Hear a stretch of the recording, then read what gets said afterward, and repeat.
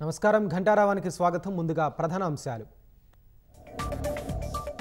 కేరళలోని వైనాడ్లో ప్రకృతి విలయం, కొండ చర్యలు విరిగిపడి 40 మందికి పైగా దుర్మరణం.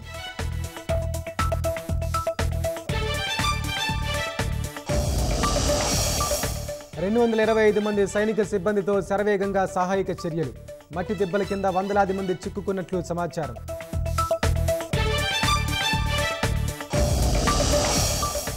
జార్ఖండ్ ప్రమాదంతో పలు రైళ్ల సేవలకు అంతరాయం, మృతుల కుటుంబాలకు 10 లక్షల పరిహారం ప్రకటించిన రైల్వే శాఖ.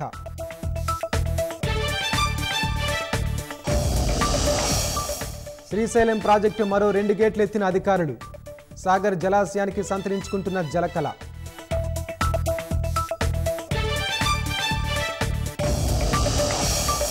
మరి కాసేపట్లో 2వ విడత రైతు రుణమాఫీ అసెంబ్లీ ప్రాంగణం నుంచి ప్రారంభించనున్న సీఎం.